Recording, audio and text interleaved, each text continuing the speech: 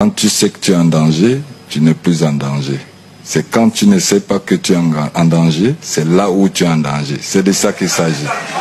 Le Nigeria l'emporte 2-0 face au Cameroun. Un Cameroun qui a proposé très peu ce soir. Le Cameroun qui a été nul offensivement et qui a laissé des largesses défensives. Les Camerounais ont concédé beaucoup d'occasions, mais des occasions dangereuses. Pour une équipe du Nigeria qui a joué en transition rapide, une équipe du Nigeria encore aujourd'hui qui a été très solide avec une discipline tactique exceptionnelle à l'image de Victor Osimhen qui a été vraiment pertinent dans le rôle de pivot, dans le repli défensif. Et que dire des joueurs comme Ajayi, des joueurs comme Olaïna, Lookman Ademola qui a d'ailleurs claqué un doublé. Donc cette équipe du Nigeria, petit à petit, elle monte en puissance. On avait annoncé. Et durant les phases de poule, cette équipe du Nigeria a marqué que 2 buts et encaissé qu'un seul but.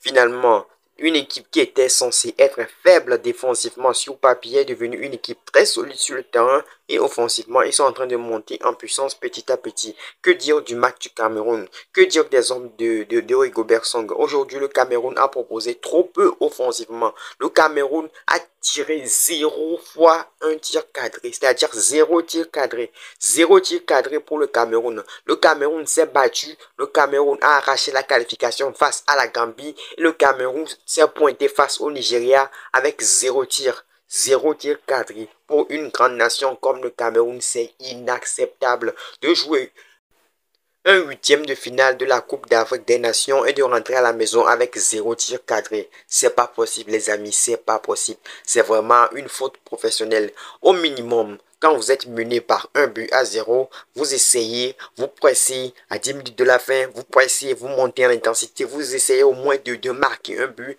vous sollicitez le gardien adverse. Aujourd'hui, le gardien nigérien, à part des sorties pour récupérer des ballons en l'air devant les attaquants, le gardien n'a pas été sollicité. Aucune, c'est-à-dire pas d'arrêt décisif, rien du tout, rien du tout. Malgré qu'il a été très timide dans ce match fantomatique et en même temps, c'est pas totalement de sa faute parce qu'il n'a pas été noué, l'attaquant de pointe. Mais Karl Toko Ekambi aujourd'hui, c'est nul. Normalement, il doit faire mieux.